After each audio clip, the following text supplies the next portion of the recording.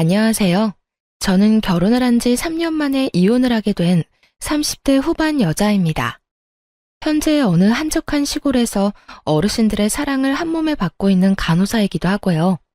요즘같이 평화롭고 마음의 여유가 넘치는 날들을 보내고 있노라면 제가 그런 일을 겪고 이혼을 했다는 사실을 잊고 살곤 하는데요. 저도 사연을 보내시는 분들처럼 경험하지 않았으면 좋았을 일들을 경험하고서 이혼을 하게 되었습니다. 다들 그러하듯 처음부터 남편이 그런 인간은 아니었습니다. 그런 인간인 것을 진작 알았다면 저 역시 결혼 따위 하지 않았을 텐데 처음 남편은 참 좋은 사람이었어요. 그런 다정했던 남편과 처음 만나게 된 것은 소개팅이었어요. 그것도 다름 아닌 시숙의 소개로 만나게 되었죠. 당시 전 지금처럼 간호사로 일하고 있었고 시숙은 제가 일하던 병원에서 페이 닥터로 일하고 있었죠. 평소 저를 좋게 봤던 시숙이 남동생을 소개해주겠다고 했고 거절하기 곤란했던 저는 맛있는 밥이나 먹고 오자는 가벼운 생각으로 소개팅을 나가게 되었습니다. 안녕하세요. 저는 박시훈입니다. 반가워요. 네, 안녕하세요. 저는 김성아예요. 날씨가 많이 춥죠? 이거 손난로인데 충전해서 계속 쓰시면 돼요. 제가 써보니까 좋아서 성아 씨 드리려고 같은 걸로 사서 가지고 왔어요. 소개팅 기념 선물입니다. 네?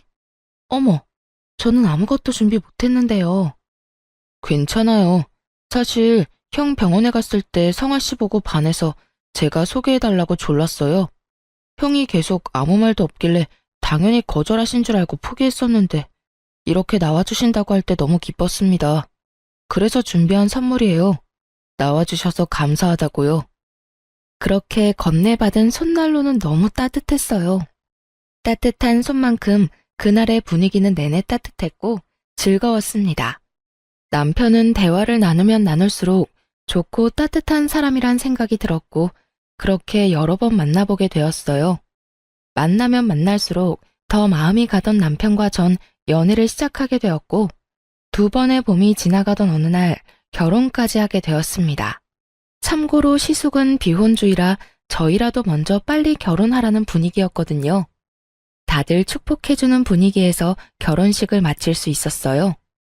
그렇게 몇 년 참 행복했던 것 같아요. 싸우기도 많이 싸웠고 그만큼 슬기롭게 현명하게 화해하는 방법도 터득하게 되었죠. 그래서인지 다툼이 있다고 해도 기분이나 감정이 상하는 일은 없었는데 그런 저희에게도 큰 다툼거리가 다가오고야 말더라고요. 그 다툼의 시작은 시모였어요. 당시 시댁엔 큰일이 생겼습니다. 그건 바로 시부가 돌아가신 것이었는데요.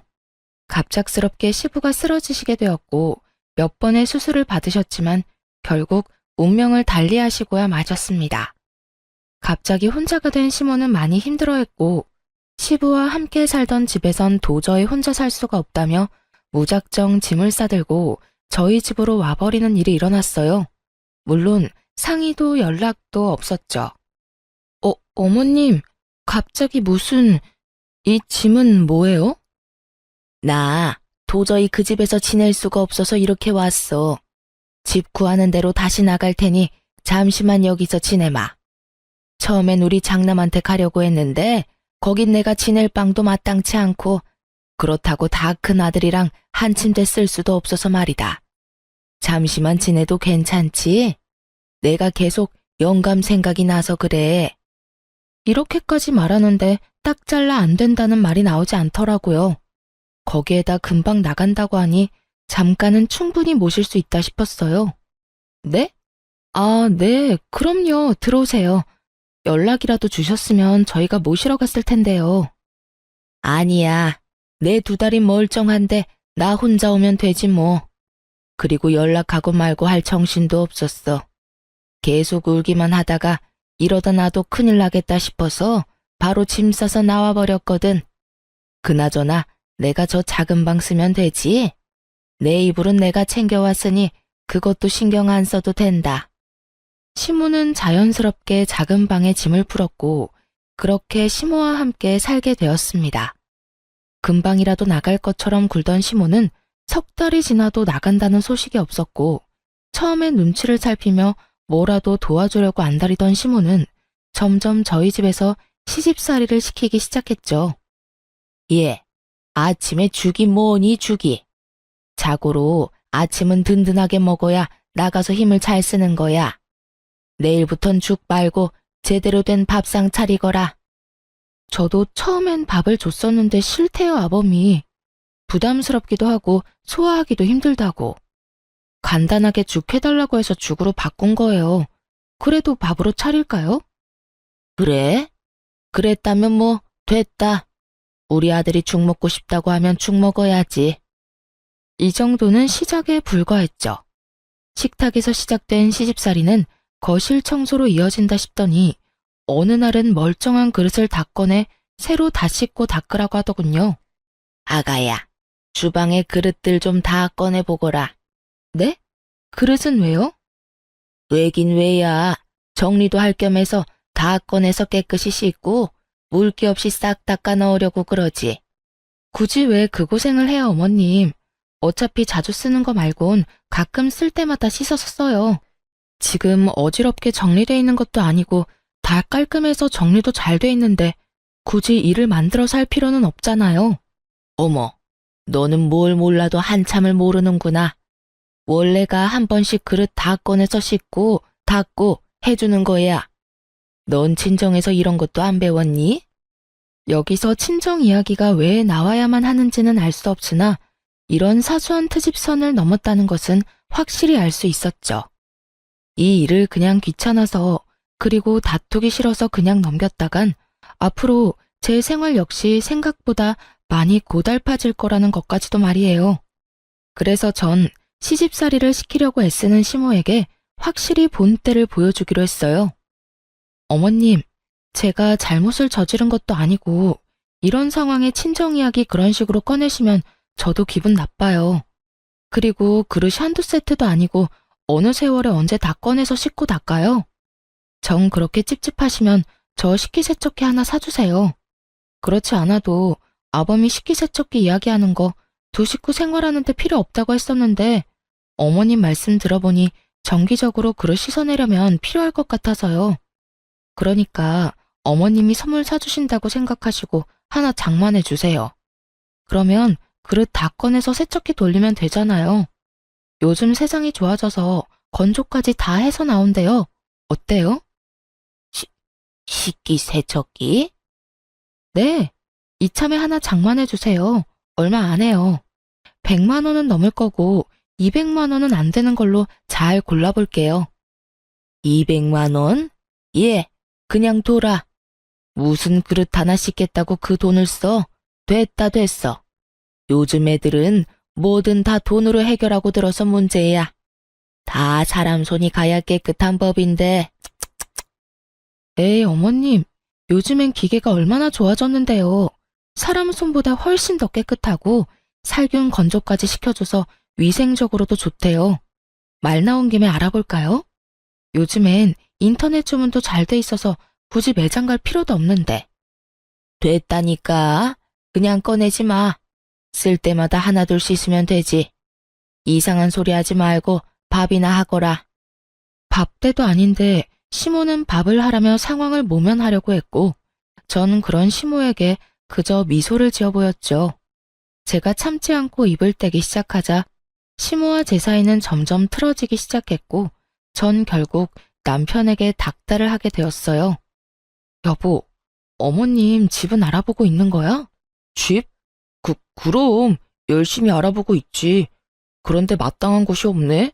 그런데 갑자기 집은 왜? 갑자기는 무슨 갑자기야. 금방이라도 나가실 것처럼 집으로 다짜고짜 밀고 들어오신 게 언젠데. 온다 간다 말이 없으니까 물어본 거지. 그렇지 않아도 불편한데 요즘엔 어머님께서 사사건건 다 뭐라고 하셔서 너무 힘들다고. 진짜 이해가 안 돼. 그렇게 내가 불만이시면 이 꼴 저 꼴 보지 말고 나가시면 되잖아. 어머님이 돈이 없으신 것도 아니고 집 처분한 돈 가지고 계실 거 아니야. 그렇지. 그나저나 엄마가 왜 그러지? 당신한테 많이 잔소리해? 많이 정도가 아니야. 매번 똑같이 간을 하는데 어느 날은 짜다고 혼내고 어느 날은 싱겁다고 혼내신다고. 들어가는 간은 매번 똑같은데 그것뿐인 줄 알아? 기껏 다 정리한 수건을 다 꺼내서 다시 빨라고 하지를 않나. 스팀 청소까지 다 해서 먼지 한 톨 없는 거실 바닥을 걸레로 다시 닦으라고 하시질 않나. 이제 알겠지? 내가 얼마나 힘들고 고단할지. 이야, 우리 엄마 심했네. 내가 상황 보고 한마디 할 테니까 조금만 더 참아줘, 응? 참는 게 문제가 아니라 얼른 집 구해서 나가게 하시라고. 이미 감정이 상할 대로 상하고 있는데 당신이 한마디 한다고 뭐가 달라지겠어? 그냥 따로 사는 게 서로를 위하는 길이야. 알겠어? 알겠어. 알겠으니까 화 좀 풀고 조금만 더 기다려줘. 집 알아보고 계신다니까 곧 나가실 거야.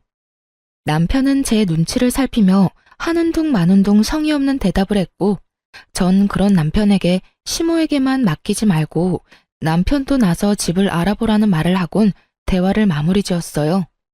그렇게 이제나 저제나 시모가 나가는 날만 기다리던 어느 날, 주방에서 뒷정리하던 저를 불러 앉힌 시모의 입에서 아주 기막힌 말들이 나오더라고요.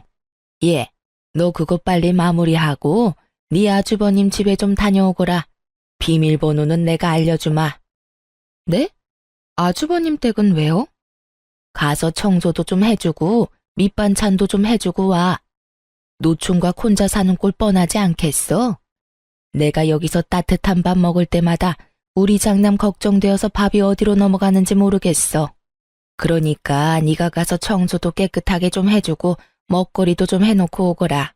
하는 김에 우리 아들은 고기 좋아하니까 갈비찜 같은 것도 좀 해서 넣어두고, 한 끼 분량으로 소분해서 당장 먹을 건 냉장고, 아닌 건 냉동실에 넣어두고 말이다. 밥이 안 넘어가기는 끼니 때마다 고봉밥을 먹은 것이 기억도 나지 않는 것인지 잘도 졌다는 소리를 하더라고요. 그리고 밥이 안 넘어가면 본인이 직접 해주면 되는 일 아닌가요? 가족끼리 돕고 살고 혼자 사는 시숙 돕는 건 저도 좋은 일이고 충분히 베풀 수 있는 호의라고 저도 생각해요. 그러나 시모가 저에게 말하는 투는 저를 그냥 부려먹는 사람으로 여기는 것이 분명해 보였고, 그런 행동에서 저는 호의 따윈 베풀 필요가 없다는 생각이 들었습니다. 어머님, 저는 그렇게까지 하고 싶지 않아요.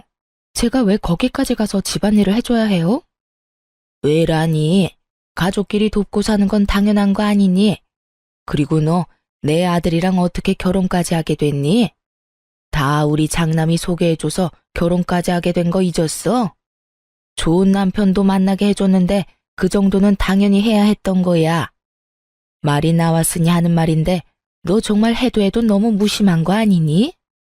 다른 사람도 아닌 너희 결혼까지 하게 만들어준 사람인데 너희만 행복하게 살면 끝이니? 나 같으면 누가 시키지 않아도 스스로 나서서 반찬도 해다 주고 청소도 해주고 했을 텐데. 어쩌면 그렇게 생각이 없는지 말이야. 어머님, 저랑 아범 만나게 된 건 아범이 저 소개해달라고 아주버님한테 조르고 또 졸라서 만나게 된 거고요. 설사 아주버님이 저희 결혼에 큰 도움을 주셨다고 한들 제가 그 집안일까지 해줄 필요는 없다고 생각해요. 제가 남편하고 살고 싶어서 결혼한 거지 아주버님 살림까지 살아주려고 결혼한 건 아니지 않겠어요? 그러니까 그렇게 정 아주버님이 걱정되시면 어머님이 직접 가서 하세요. 아니, 왔다 갔다 고생할 필요 없이 어머님이 그 집으로 들어가셔서 사시면 되겠네요. 그쵸?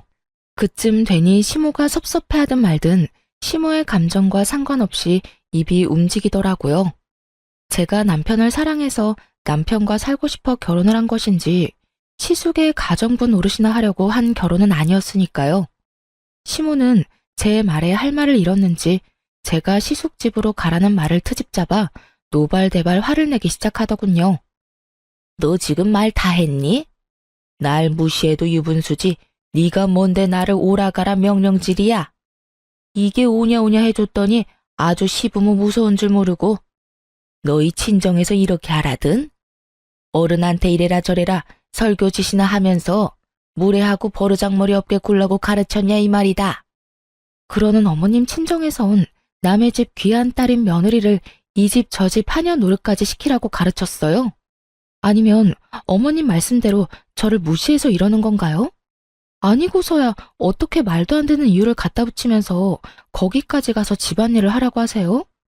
부탁을 하셔도 고민될 판국에 완전 막무가내식으로 사람을 그렇게 이래라 저래라 하면 저도 사람인데 하고 싶은 마음도 사라지지 않을까요? 내가 언제 널 무시했다고 그러니? 난 그저 우리 장남이 걱정되어서 네가 좀 도와줬으면 하는 뜻에서 한 말이지. 너 그렇게 사람 오해하고 그러면 못 쓴다. 저도 마찬가지예요. 어머님이 절 무시해서 그런 말을 한 게 아니듯 저도 어머님 무시해서 아주버님 댁으로 가시라고 한 말 아니라고요. 전 그저 어머님이 아주버님 걱정에 밥이 입으로 들어가는지 코로 들어가는지 모른다고 하시니 그럴 바엔 아예 아주버님 댁으로 가는 게 맞다고 생각했을 뿐이에요. 왔다 갔다 차비도 아끼고 사랑하는 장남 곁에서 마음껏 챙겨줄 수 있으니 여러모로 좋다고 생각했을 뿐이라고요.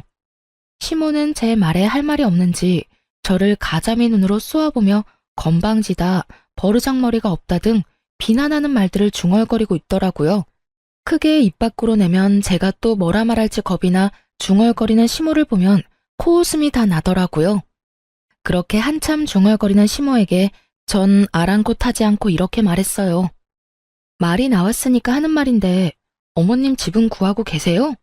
벌써 반년이 다 돼가는데 소식이 없으셔서요. 저 사실 남편 뒷바라지 하는 것도 힘든데 어머님과도 이런 식으로 계속 부딪히는 거 힘들어요. 어머님이 언제부턴가 저 마음에 안 들어 하시는 거 저도 다 느껴져서 마음도 아프고요. 시모는 이야기가 집으로 전개될지는 꿈에도 몰랐다는 표정으로 절 보고 있더라고요. 눈만 껌뻑껌뻑. 어떻게 해야 이 난관을 헤쳐나가지 하는 마음의 소리가 들리는 듯해 웃음이 비집고 나올 것만 같았어요. 제가 시모와 한평생 살겠다고 하고 모시고 사는 것도 아니고 잠깐만이라는 전제 조건 아래 잠시 모시고 사는 것뿐인데 어쩌면 저리도 멍청하게 제게 10이란 시비는 다 걸 수 있는 것인지 저는 이해가 되지 않더군요. 이럴 땐 잘 보이려고 애쓸 필요까진 없더라도 적어도 함께 사는 사람 대 사람으로 상호 존중 정도는 해줘야 하는 거 아닌가요? 아니, 적어도 이상한 트집을 잡아 시집살이를 시키는 일은 없어야 할 텐데 시모는 그마저도 자제하지 못해 제 입에서 결국 이런 말을 나오게 만들고야 말았으니까요. 저도 웬만하면 시모의 입장을 생각해서 며느리인 제 입에서 나가라 마라 하는 말은 하고 싶지 않았지만 상황이 상황이니만큼 결국 이런 말까지 하고야 만 것이었죠. 시모는 제 말에 토끼 눈을 하고 저를 본다 싶더니 이내 말까지 더듬어가며 태세를 전환하더라고요. 내가 언제 널 마음에 안 들어 한다고 그러니? 나 너 마음에 들어. 나 너 좋아하는데 몰랐니? 정말요? 전 요즘 계속 작은 일에도 크게 짜증도 내시고 자꾸 이런저런 일 시키시는 것 같아서 저 미워하는 줄 알았어요. 아니라면 안심이긴 한데 그래도 혹시나 계속 살다간 감정 상할 수도 있으니 빨리 집 알아보셨음 해요. 어머님도 같이 사는 거 불편하실 거예요. 아, 그래서 짜증이 많이 나셨을 수도 있겠다. 그렇죠? 내가 언제 짜증을 그렇게나 냈다고 그러니? 어찌됐든 내가 좀 알아보긴 하마. 요즘 마땅한 게 없던데. 그래요? 그러면 제가 좀 알아볼게요. 뭐? 아니다. 내가 알아보마. 내가 살 집인데 내가 알아봐야지. 아니에요. 저도 같이 알아볼게요. 그래야 좋은 집 빨리 구할 거 아니에요. 이미 말은 뱉어버렸고 전 더는 물러서지 않기로 했습니다. 전 제가 말한 대로 집을 알아보기 시작했고 괜찮은 집이 있으면 시모와 함께 보러 가기도 했죠. 시모는 그때마다 이런저런 이유를 대며 싫다고 하긴 했지만 전 포기하지 않고 집을 알아보던 중이었어요.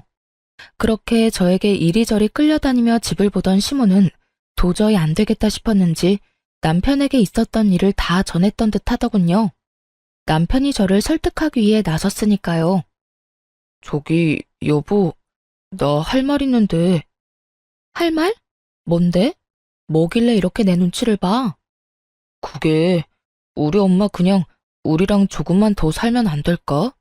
아무래도 엄마 혼자 지내는 거 내가 불안해서 그래. 평생 살자는 거 아니고 엄마 마음이 조금만 더 안정될 때까지만 살자. 때가 되면 내가 나서서 엄마 내보낼게. 그러니까 당신이 조금만 더 이해해주면 안 될까? 절대 안 되는 거 알지? 1년이 2년 되고 2년이 20년 되는 법이야. 지금도 봐. 길어도 한두 달이면 될 거라고 해놓고 벌써 1년이 다 돼가고 있다고. 어쨌든 난 절대 싫어. 그렇게 싫다고만 하지 말고 조금만 좋게 생각해줘. 우리 엄마가 민폐만 되는 건 아니잖아. 살림도 도와주고 청소도 그렇고 여러모로 당신한테도 도움되지 않아? 뭘 몰라도 한참 모르는 남편놈은 가정에도 전혀 관심이 없다는 걸 자기 입으로 증명하고 있더라고요. 시모가 저에게 도움이 된다는 기가 막히고 코가 막히는 말을 듣고 있는데 정말 그야말로 우라가 다 치밀어 오르더라고요. 도움? 도움이라고 했어? 당신 도움이라는 단어 뜻을 몰라? 왜? 아니야? 도움은 개뿔. 어머님, 나한테 뭐까지 시킨 줄 알아? 나한테 글쎄 아주버님 집 비밀번호 알려줄 테니까 그 집에 가서 청소하고 음식까지 해라고 하더라. 갈비찜은 소분해서 얼려두라고까지 했다고. 그 말이 무슨 뜻이겠어? 앞으로 쭉 두 집 왔다 갔다 하면서 살림살라는 말 아니겠어? 그것뿐인 줄 알아? 말끝마다 친정에서 그렇게 가르쳤냐는 말은 어떻고 내가 그런 말, 그런 취급까지 받아야 해?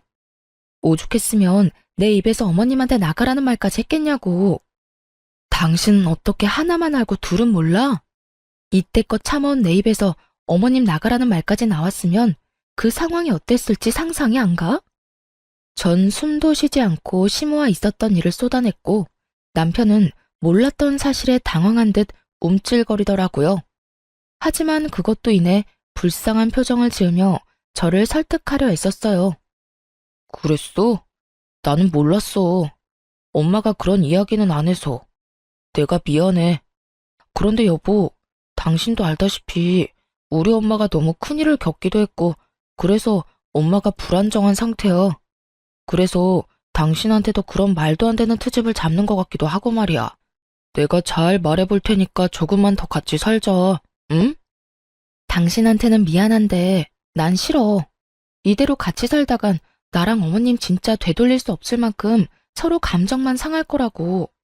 그때 가서 진작 따로 살 걸 하면서 후회하는 것보다 지금 결단 내리는 게 맞는다고 생각해.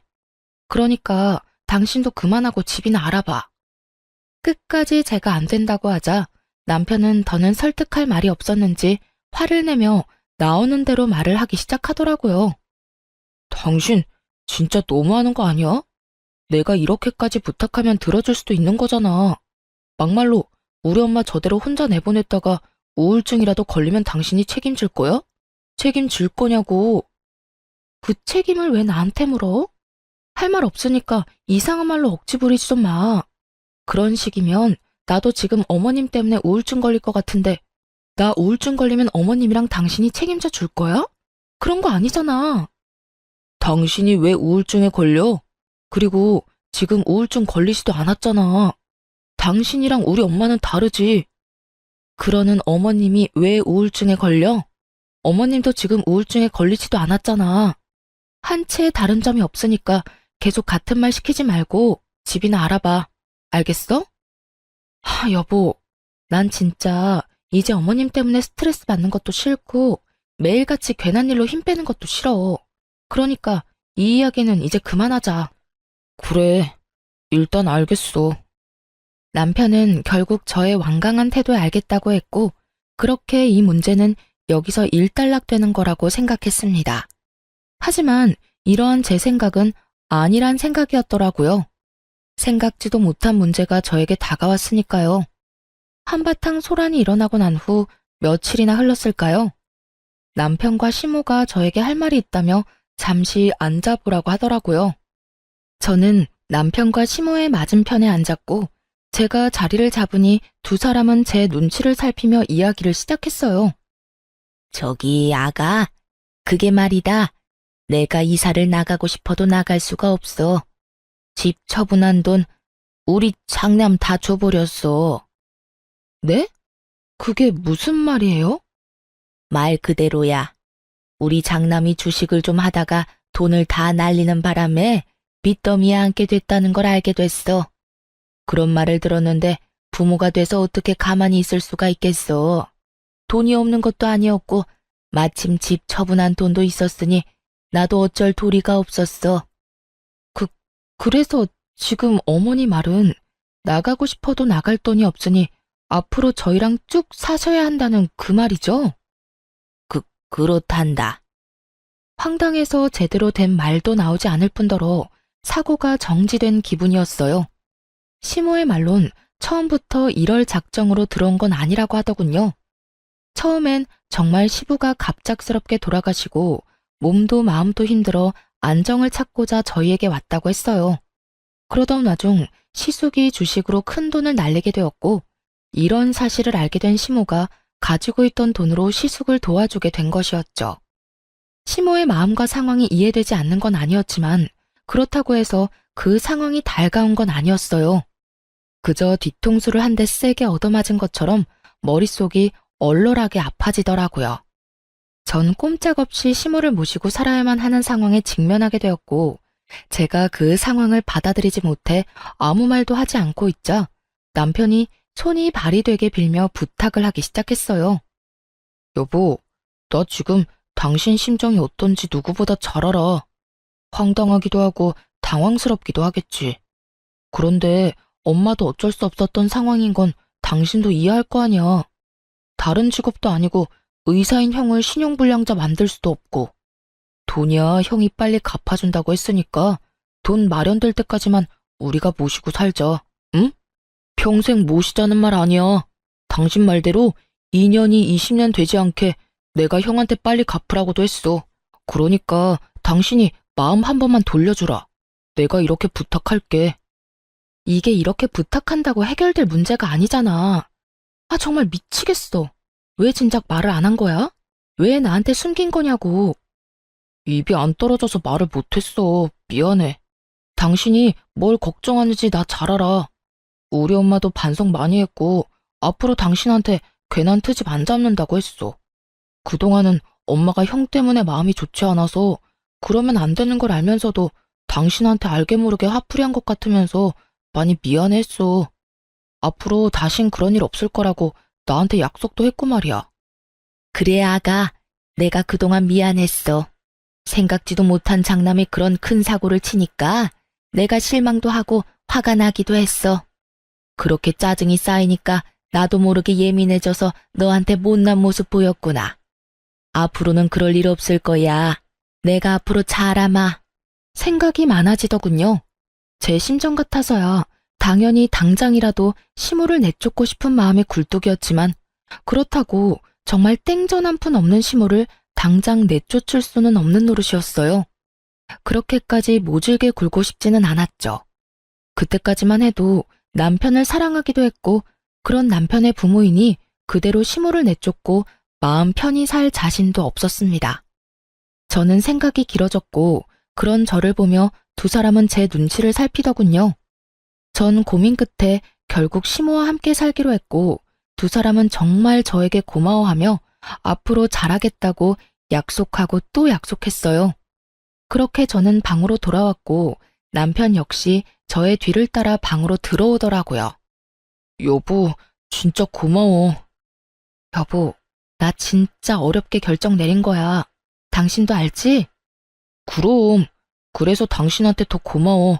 내가 진짜 잘할게. 그러면 나하고 약속 한 가지 하자. 혹시나 어머님이랑 살면서 어머님 때문에 싸우게 되거나 어머님이 예전처럼 나한테 과한 요구, 과한 시집살이 시키는 날엔 바로 어머님 내보내기로. 그땐 어떤 이유가 있든지 간에 무조건 당신이 나서서 내보내주기로 말이야. 알겠어. 당연하지. 그땐 내가 무슨 수를 써서라도 당신 뜻대로 다 할게. 그래. 그때 돼서 말 바뀌면 안 돼? 혹시나 당신 그때 돼서 말 바꾸면 나 당신이랑 이혼할 거니까 그런 줄 알아. 알겠어. 맹세할 수 있어. 고마워 여보. 내가 살면서 다 갚을게. 그렇게 전 시모와 계속 살게 되었고 이미 엎질러진 물, 될 수 있으면 시모와 잘 지내보려고 노력했어요. 어차피 함께 살기로 했고 언제까지 얼굴을 붉히며 살 순 없으니까요.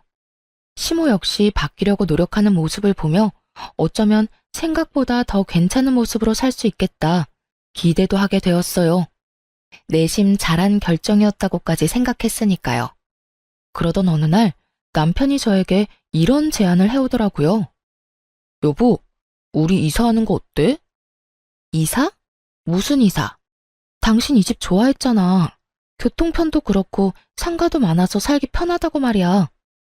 나는 좋은데 당신은 매번 주택에서 살고 싶다고 했잖아. 정원 있는 단독주택. 당신이 엄마 때문에 불편해하는 것 같아서 내내 마음에 걸렸거든. 그래서 알아보니까 2층으로 된 주택인데 계단으로 이어져 있긴 해도 1, 2층 다 주방도 따로 있어서 거의 따로 사는 거랑 마찬가지더라고. 엄마는 1층에서 생활하고 우린 2층에서 생활하면 당신이 좀 더 편하지 않을까 해서 말이야. 정원에 예쁜 꽃도 심고 상추 같은 것도 심어서 고기에 싸먹기도 하고 말이야. 평소 정원 있는 주택에 사는 로망이 있었던 저는 흔쾌히 그렇게 하자고 했습니다. 1층, 2층으로 분리된 공간에서 생활한다면 저도 지금보단 숨통이 트일 거라 생각했기도 했으니까요. 그렇게 저는 집을 알아보러 다녔고 그날도 집을 둘러보고 집으로 돌아간 날이었어요. 우리 집 전자키는 남편의 잦은 야근 때문에 잠금 해제 볼륨을 무금으로 설정해둔 상태였는데요. 그날도 제가 문을 열고 들어갔음에도 소리가 나지 않았고 그렇게 두 사람은 제가 돌아왔다는 인지조차 하지 못하고 작은 방에서 이야기를 나누고 있더라고요. 엄마, 집사람 비위 잘 맞추고 있지? 절대 잔소리도 하지 말고 기분 상하게도 하지 마. 알겠지? 알겠다고 몇 번을 말해. 그렇지 않아도 내가 입이 근질근질한데 이사 가는 것 때문에 겨우 참고 있다. 그래, 잘하고 있어. 집사람하고 잘 지내?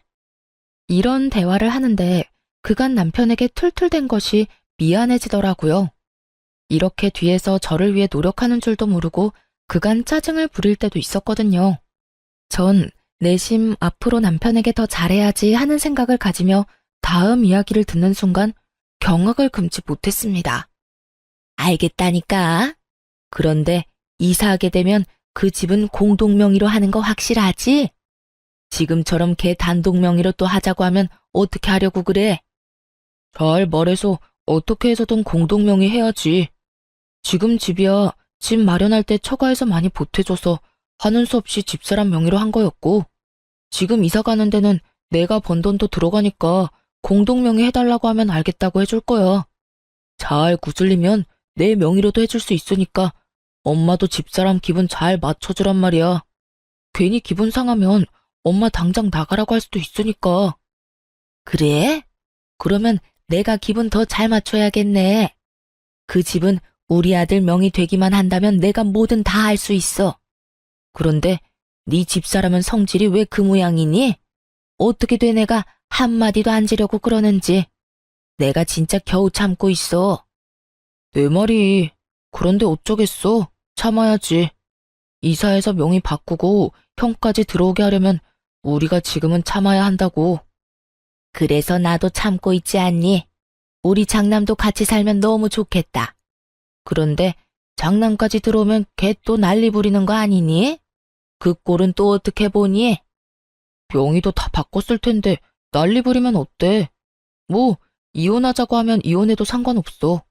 그동안 나도 집사람 성질 부리고 냉정하게 굴 때마다 이혼하고 싶었는데 그대로 이혼하면 집도 절도 없이 쫓겨나니까 참은 거라고. 이사했는데 또 그러면 그냥 이혼해버릴 거야. 그래?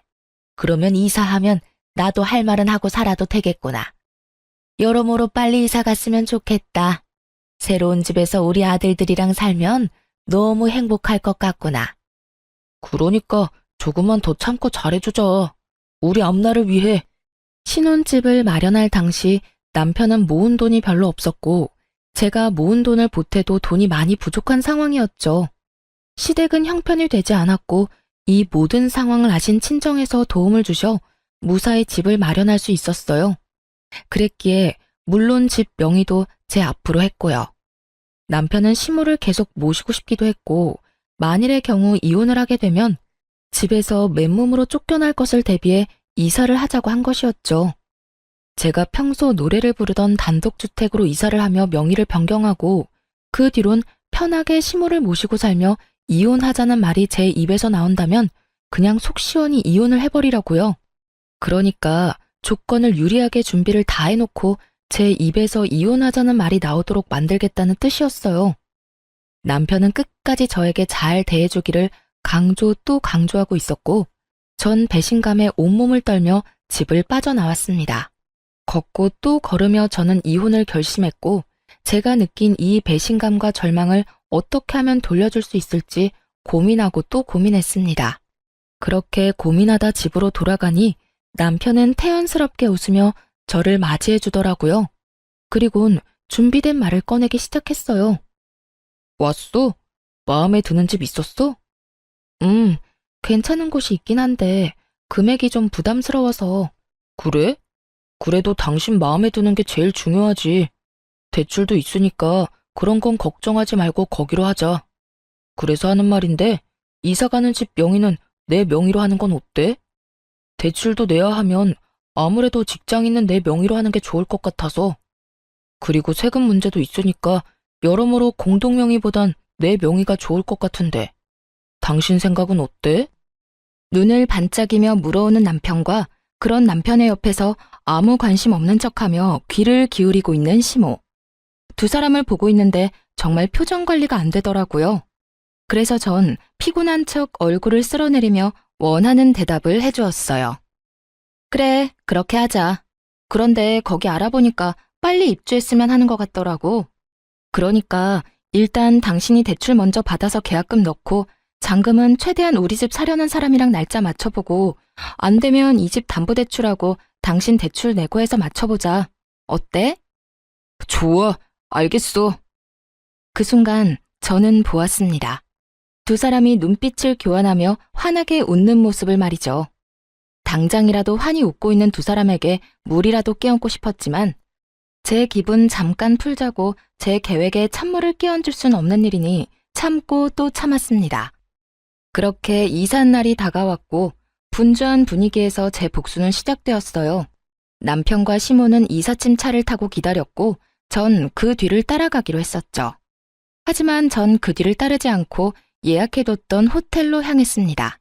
호텔에 도착해 아침부터 뒤집었었던 먼지를 씻어내고 나니 남편에게 전화가 오고 난리통이 벌어지고 있더라고요. 여보세요? 당신 어디야? 왜 안 와?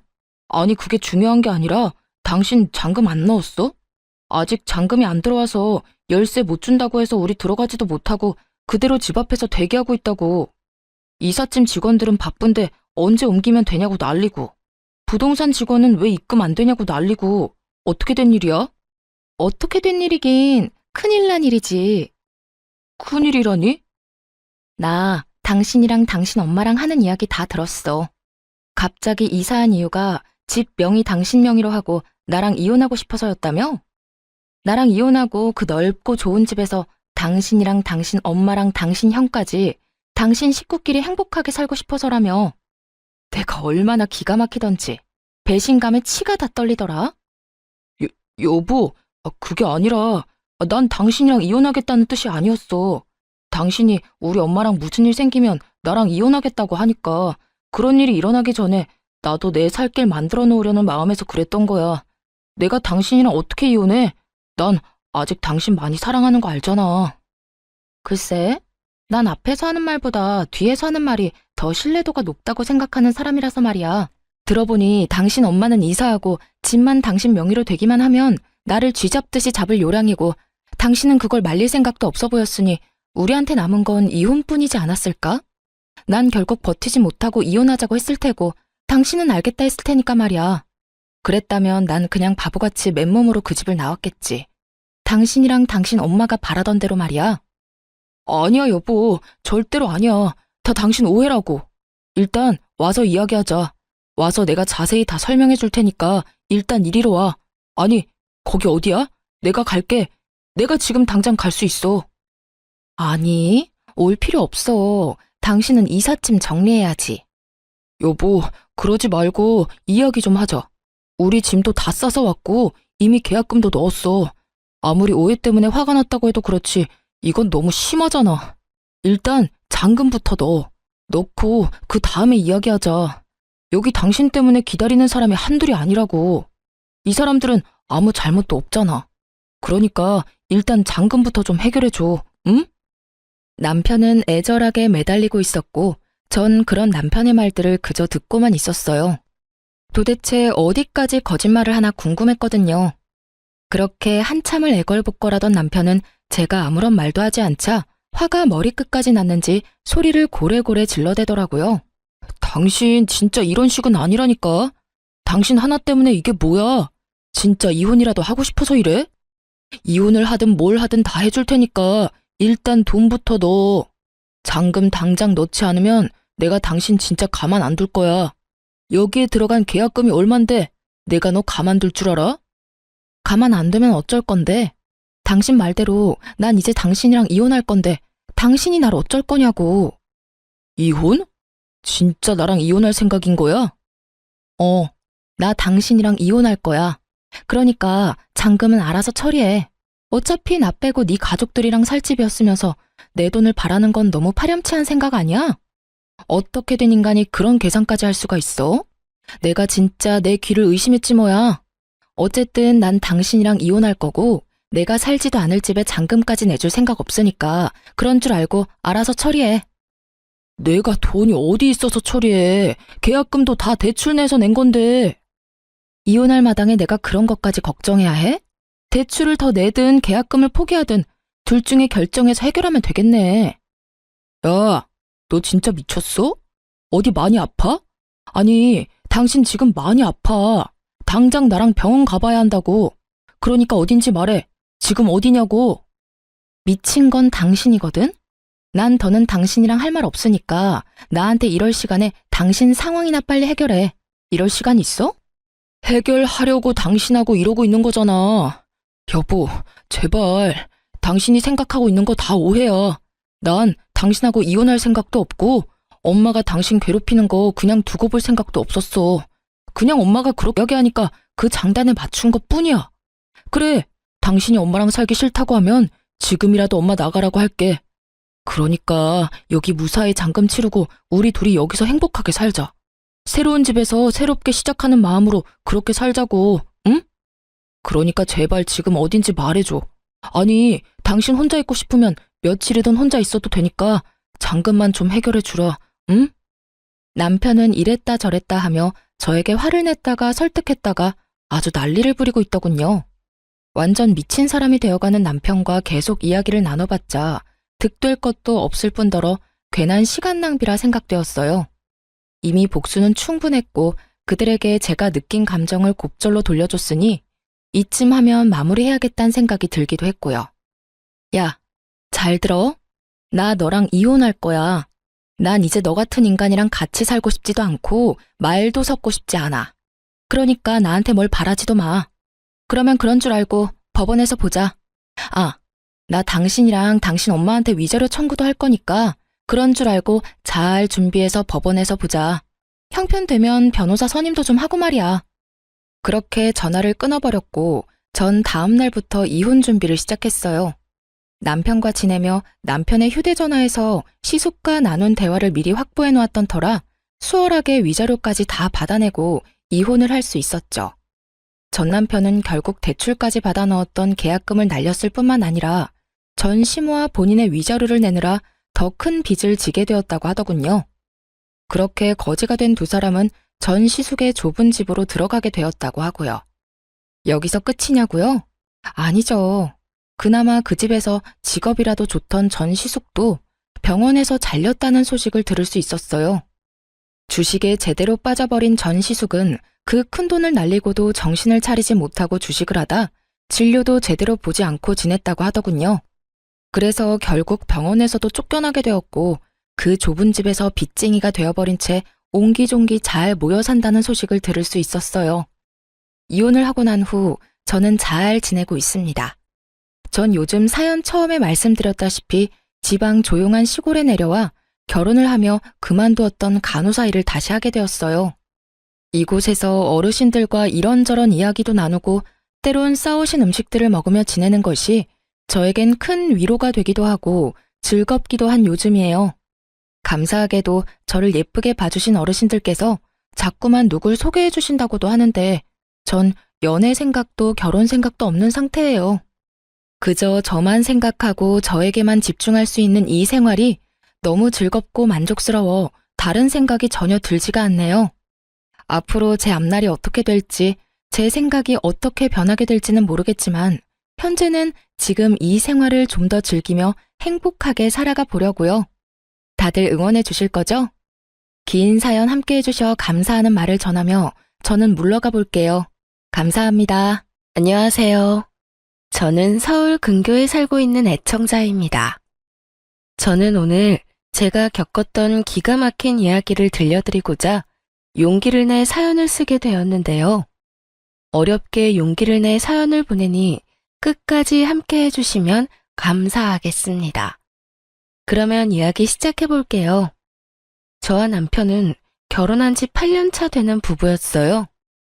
저와 남편 사이엔 아이가 없었는데 자연 임신이 되지 않아 병원에 다니게 되었고 병원에 다녀도 임신이 되지 않아 포기를 한 그런 상태였어요. 처음엔 남들 잘만 되는 임신이 되지 않아 좌절도 했고 내가 전생에 무슨 죄를 지어서 이렇게 임신이 안 되나 저 자신을 원망했던 적도 있었어요. 남편도 저도 몸은 건강하다고 하는데 도무지 임신이 되지 않으니 그럴 만도 한 상황이었죠. 그렇게 몇 년을 노력하다 남편이 이렇게 말하더라고요. 여보, 나 너무 힘들다. 이제 포기하자. 포기? 정말 괜찮겠어? 괜찮지 그럼.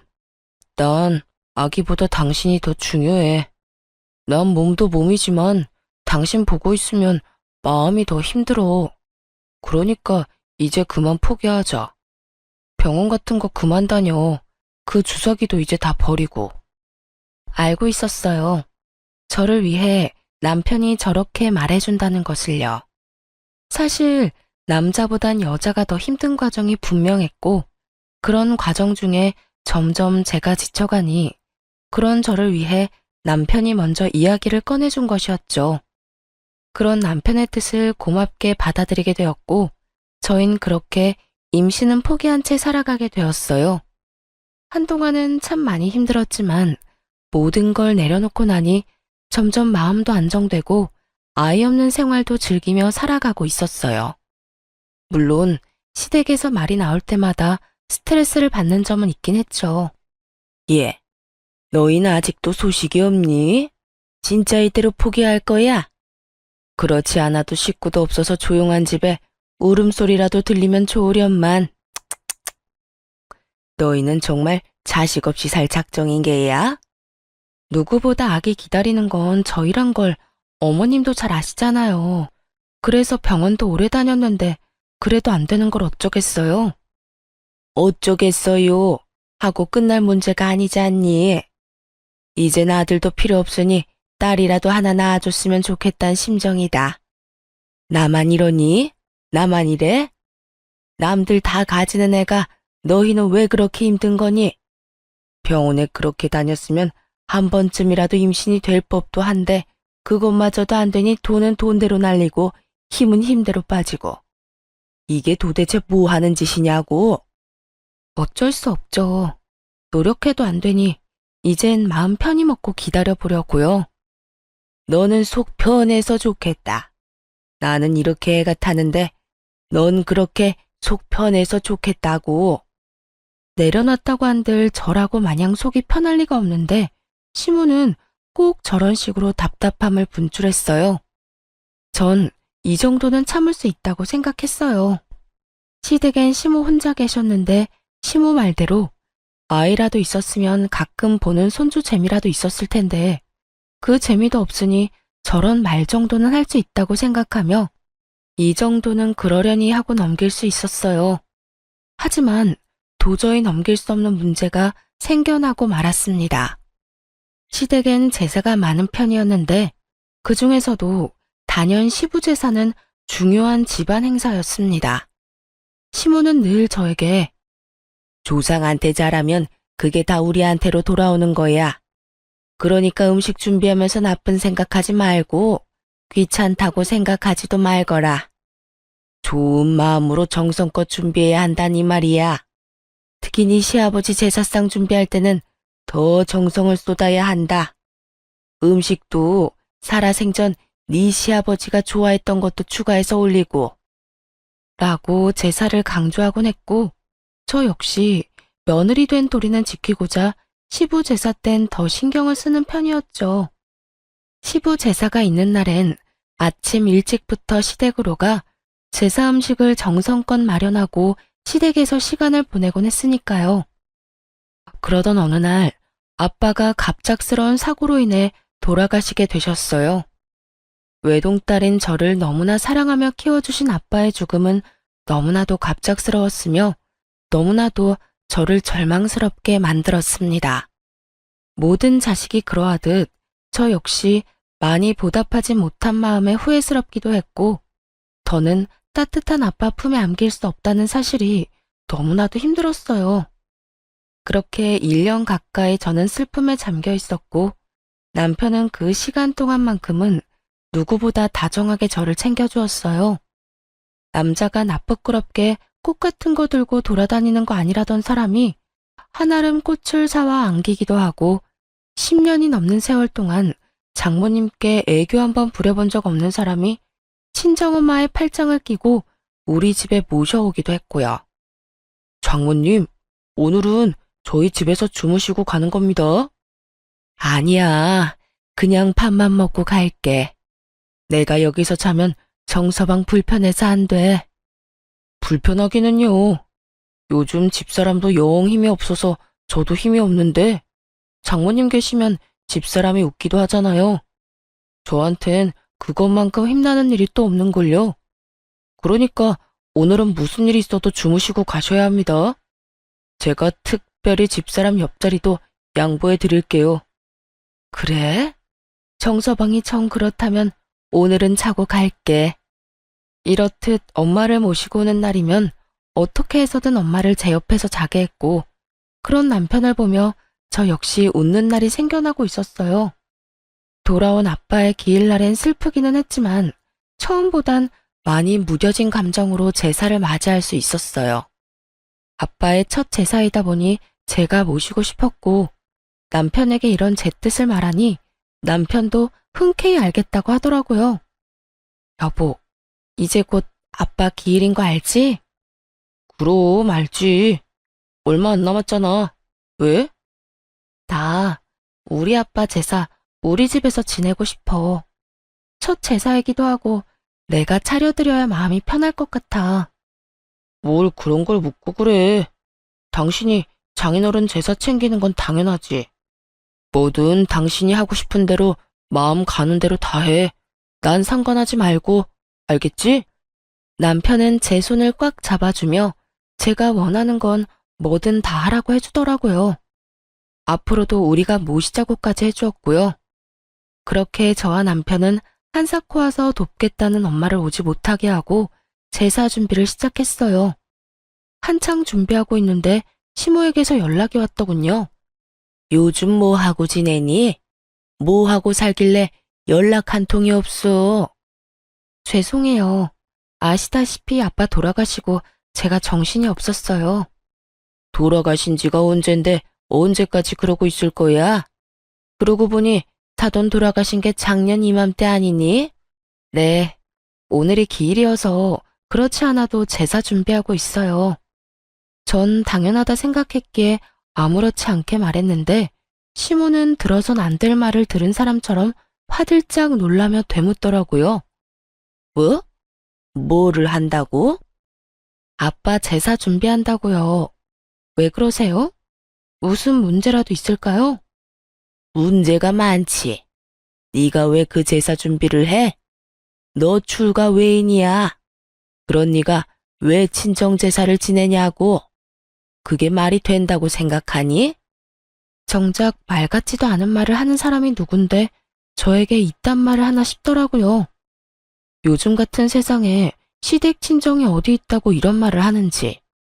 거기에다 시댁 제사엔 그렇게 온갖 정성을 쏟으면서 다른 사람도 아닌 친정아빠의 제사를 챙기지도 못하게 하는 시모를 보며 정말 오만정이 떨어진다는 말이 어떤 건지 단번에 알겠더라고요. 전 말도 안 되는 말을 해대는 시모에게 제 감정을 숨기지 않고 표출했어요. 어머님, 저 외동딸이에요. 저 아니면 제사 준비할 사람도 없는데 당연히 제가 해야죠. 제가 시댁 제사는 다 준비하고 지내는데 저희 아빠 제사 하나 못 지내드리는 게 말이 된다고 생각하세요? 시댁은 시댁이고 친정은 친정이야. 네가 우리 집에 시집 온 지가 10년이 훌쩍 넘었는데 그 정도면 넌 이제 친정하고 연을 끊었다고 봐야지. 어찌됐든 난 절대로 싫으니까 당장 다 때려치우거라. 싫은데요. 이건 어머님이 뭐라고 하시든 제 마음대로 할 거니까 이래라 저래라 하지 마세요. 너 기어코 내가 가서 그 상을 다 엎어야 그만할 거야? 시모는 고래고래 고함을 질러댔고 잠자코 옆에서 듣고 있던 남편이 전화기를 가지고 가 한바탕 난리를 부리더라고요. 엄마, 진짜 적당히 좀 해, 적당히. 이 사람이 장인어른 제사상 좀 차리겠다는데 왜 엄마가 하라 말아야? 당연히 이 사람이 해야 하는 일이잖아. 이 사람 아니면 할 사람도 없고. 너 지금 엄마한테 소리쳤니? 어떻게 다른 것도 아니고 네 마누라 편 든다고 엄마한테 소리를 질러? 난 지금 마누라 편 든다고 엄마한테 소리를 지르는 게 아니라 엄마가 잘못된 행동으로 집사람을 괴롭히니까 소리를 지르는 거야. 만약 집사람이 엄마한테 잘못하면 똑같이 할 거고. 그러니까 이런 걸로 트집 잡지 말고 앞으로 그런 말 할 거면 집사람한테 연락도 하지 마세요. 연락도 하지 마? 뭐? 연이라도 끊으란 말이야? 지금 엄마 말이 그렇잖아. 집사람한텐 자식돌이도 하지 말라고 하면서 엄마는 우리한테 자식돌이 하길 바래. 그건 너무 이기적이지 않아? 하여튼 집사람이 장인어른 제사 지내는 거 가지고 이래라 저래라 하지 마. 계속 그러면 우리도 자식돌이 안 해도 된다는 뜻으로 알고 평생 아빠 제사에도 안 갈 거고 엄마가 죽어도 제사상 안 차려드릴 거야.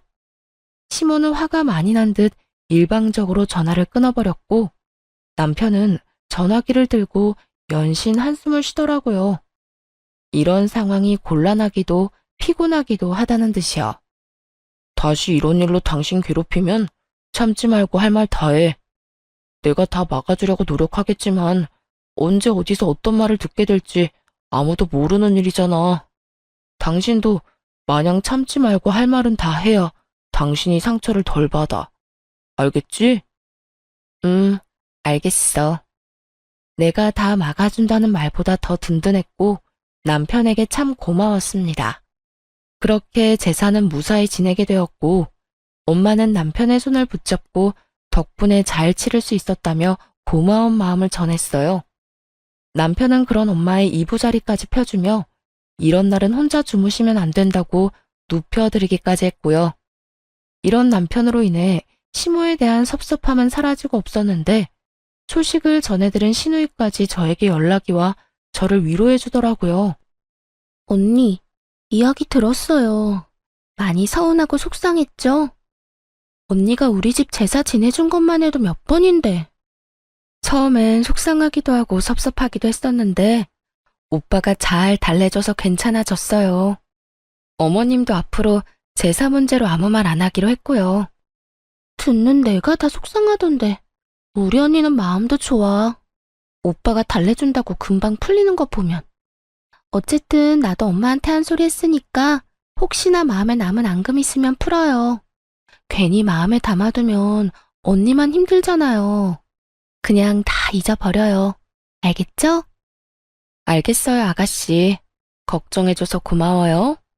시누이까지 나서 시모에게 한 소리 했다고 하니 고맙기도 하고 시모가 불쌍하단 생각마저 들 지경이었어요. 그러면서 제 앙금은 시누이가 말했듯 씻은 듯이 날아가기도 했고요. 그렇게 전 다시 활기를 되찾았고 시댁에서도 좋은 소식이 들려오더라고요. 성격도 좋고 평소 저랑 좋게 지내던 시누이의 결혼 소식이었어요. 결혼 상대가 의사라는 말을 들었을 땐 정말 잘된 일이라며 얼마나 기뻐한 줄 모릅니다. 오죽했으면 남편이 자신보다 제가 더 기뻐하는 것 같단 말까지 했으니까요. 저는 정말 기쁜 마음으로 신우이에게 축하 말을 전했고, 신우이 역시 기뻐하며 저에게 시집가서 잘 살겠다고 하더군요. 그렇게 집에는 경사가 났다며 다들 기뻐하고 있는 와중 저에겐 불안한 일들이 일어나고 있었어요. 저를 불안에 떨게 만든 장본인은 다름 아닌 시모였는데요. 신우이가 시집 간다는 말이 나온 뒤부터 묘하게 시모가 저에게 잘 대해주는 느낌이었어요. 어느 날은 시댁에 갔는데 밥상이 다 차려져 있더라고요. 어머님, 이게 다 뭐예요? 보면 모르니? 너 먹으라고 내가 다 차렸어. 다 네가 좋아하는 반찬들이니 마음껏 먹고 맛있으면 싸서 가거라. 혹시 몰라서 넉넉히 해서 소분해서 넣어뒀어. 감사해요. 다 맛있겠어요. 얼른 먹고 설거지는 제가 할 테니 두세요. 아니야, 됐어. 음식 만든 사람이 뒷정리까지 다 해야지. 너는 그런 거 신경 쓰지 말고 맛있게 먹기나 해. 아니에요. 설거지는 하게 해주세요. 제가 마음이 불편해서 그래요. 저는 끝까지 설거지만은 제가 한다고 했지만 시모는 한사코 저를 말리며 직접 설거지를 해버리더라고요. 이런 모습만 해도 불안감이 밀려오는데 시모의 입에선 도저히 상상할 수도 없는 말이 나왔습니다. 그날은 시댁 제사를 얼마 앞두지 않은 어느 날이었어요. 집에서 쉬고 있는데 시모에게서 전화가 오더라고요. 아가, 바쁘니? 아니요, 어머님. 왜요? 무슨 일 있으세요? 저 지금 갈까요? 아, 아니다. 그런 게 아니라 다름이 아니라 이번에 오는 증조부님 제사 말이다. 아, 네. 알고 있어요. 그렇지 않아도 그 전날부터 시간 비워뒀어요. 아니, 그런 뜻이 아니라 혹시 바쁘면 안 와도 된다는 말 하려고 전화했어. 아니, 앞으로 제사 지내는 거 신경 안 써도 돼. 앞으로는 나 혼자 해도 될 것 같구나. 어머님, 갑자기 왜 그러세요? 제사를 그렇게 중요하게 여기시면서. 생각해보니까 요즘에 우리 집처럼 제사 많이 지내는 집도 없고 너도 8년이나 했으면 할 만큼 했다 싶어서 말이야. 이제 나도 나이도 있고 줄일 수 있는 건 다 줄이고 간소하게 혼자 지내려고 해. 그러니까 너는 앞으로 안 와도 된다. 네? 어머님, 진짜 무슨 일 있으신 거 아니죠? 아니라니까 얘가 왜 이래? 이상하잖아요. 지난 8년 동안 단 한 번도 이런 적이 없었는데 그런 이유로 갑자기 아예 제사도 오지 말라고 하는데 제가 걱정되지 않겠어요? 혹시 저한테 뭐 바라는 거 있으세요? 아니면 제가 뭐 잘못했어요? 그런 거 없다니까. 하여튼 이번 제사부터 안 와도 되니 그런 줄 알고 푹 쉬거라. 그렇게 중시하며 8년 내내 비가 오나 눈이 오나 제사 하나만큼은 챙기던 시모가 이런 말까지 하니 불길할 수밖에 없었죠. 도대체 무슨 일인가 하고 생각을 해봤더니 이유는 하나뿐이더라고요. 신우이의 결혼. 시기상으로도 상황상으로도 그 원인은 신우이 결혼밖에 없었고 전 남편을 붙잡고 추궁 아닌 추궁을 하게 되었습니다. 여보, 솔직하게 말해봐. 어머님, 나한테 뭐 바라는 거 있으시지? 어? 우리 엄마가? 갑자기 왜? 글쎄 이상하잖아. 8년 내내 나한테 밥상 받아먹던 분이 요즘 따라 집에 불러서 가보면 밥상이 떡하니 차려져 있기도 하고 요즘엔 나한테 설거지도 안 시키셔. 그것뿐인 줄 알아? 그렇게 제사 노래를 부르던 어머님이 그제는 갑자기 연락이 와서 제사를 오지 말라고 하더라니까. 당신 같으면 이상하지 않겠어? 난 지금 이 상황이 굉장히 이상하거든. 그러니까 솔직하게 말해봐. 아가씨 결혼 때문에 나한테 뭐 바라는 거 있으시지? 왜? 가전이나 가구 사달래? 냉장고?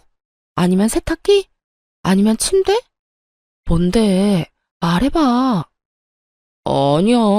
바라긴 뭘 바래. 그런 거 아니니까 신경 쓰지 마. 그냥 이제서야 당신한테 그렇게 해주고 싶으셨겠지. 남편은 한사코 아니라며 손사래를 쳤지만 저는 아닌 게 아니란 걸 알 수 있었어요. 지나치게 화들짝 놀라는 모습과 말을 더듬은 것이 딱 남편이 거짓말할 때 나오는 모습이었거든요. 여보, 그냥 솔직하게 말해봐. 나 화 안 내. 난 당신이 거짓말하고 나한테 숨기는 게 제일 싫어. 그러니까 말해봐, 솔직하게. 전 남편을 끝까지 닥달했고 제 눈치를 살피던 남편이 무거운 입을 열었어요. 그게 사실은 엄마가 혜은이 집이라도 해서 보내주고 싶나 봐. 집? 왜? 상대방 집안에서 집까지 해오라고 한대? 그런 건 아닌데 의사 집안에 시집 가는데 집이라도 해가야 혜은이 기가 좀 살지 않겠냐고 말이야. 그러면서 하는 말이 장인어른 사망보험금으로 혜은이 집 한 채 해달라고 하더라고. 물론 나는 그 자리에 펄쩍 뛰면서 안 된다고 했어. 혜은이도 그 말 나오자마자 그건 절대 안 되는 일이라고 했고. 당신한테 아무 말도 안 한 건 혹시나 당신이 오해할까봐 그랬어. 우리는 진짜 그럴 생각도 없는데 혹시나 당신이 우리도 그런 생각으로 당신을 대한다고 생각할까봐. 다른 사람도 아닌 시누이가 결혼을 하니 저도 세탁기, 냉장고쯤은 해줄 수 있다고 생각했는데 시모는 제 예상을 훨씬 뛰어넘어 집을 바라고 있더라고요. 그것도 돌아가신 지 얼마 되시지도 않은 아빠의 보험금으로 말이죠. 정말 그 순간 기가 막혀 말이 나오지 않더라고요. 그런 제 눈치를 남편은 또 살피고 있었고요. 여보, 당신은 정말 어머님 생각이랑 다른 거 맞지? 날 몰라? 난 진짜 아니야. 난 엄마가 그 말 꺼내자마자 절대 안 되는 일이라고 했어. 그 돈이 어떤 돈인데 그 돈을 쓸 수가 있겠어? 혹시나 쓸 일이 생긴다면 그건 오로지 장모님을 위해 써야 하는 돈이잖아. 두 번 다시 그런 이야기 꺼내지도 말라고 못 박았어. 혜은이도 그 돈으로 시집 가야 한다면 차라리 안 가는 게 낫다고까지 했고 말이야. 이렇게 말한 남편은 저에게 전혀 신경 쓸 필요 없다고 하더군요.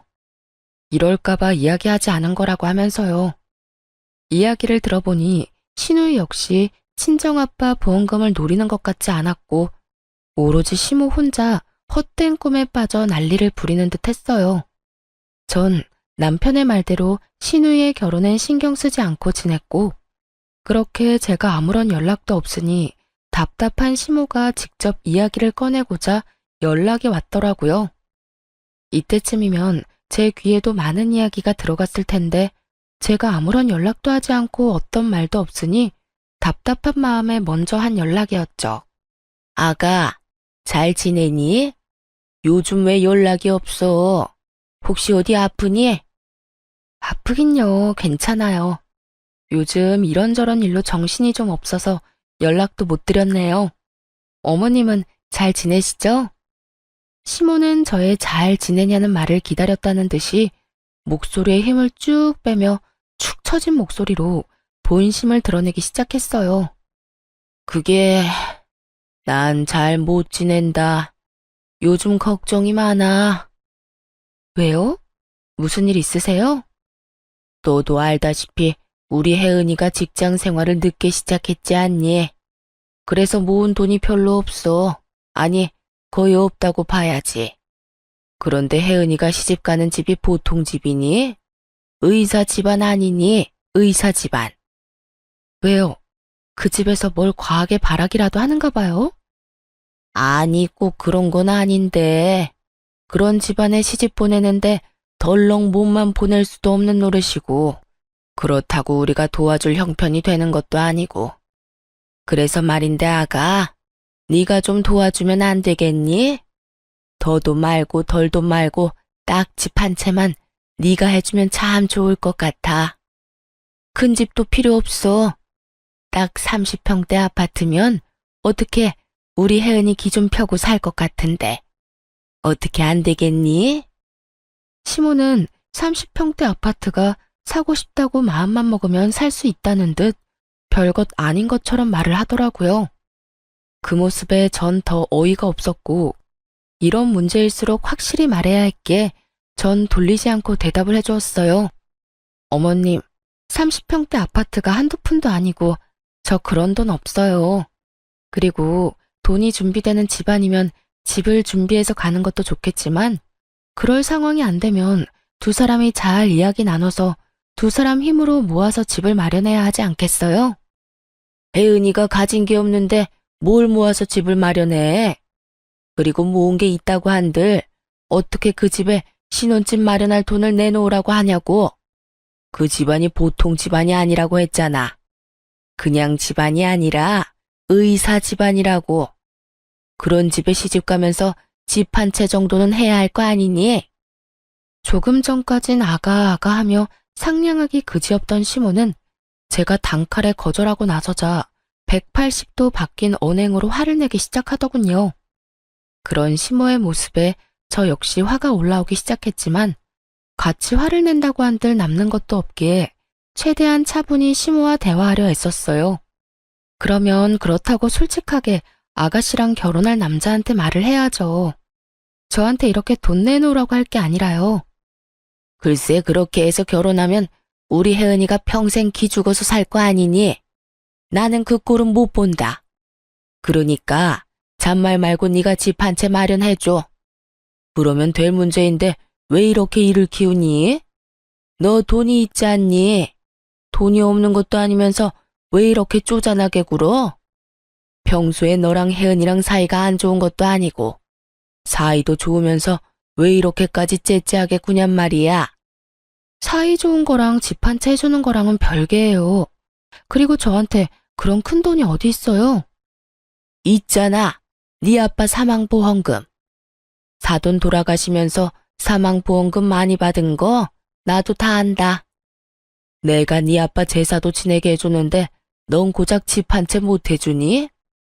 결국 시모의 입에서 아빠의 사망보험금 이야기가 나오고야 말았고 더는 화를 참을 필요가 없다고 생각했어요.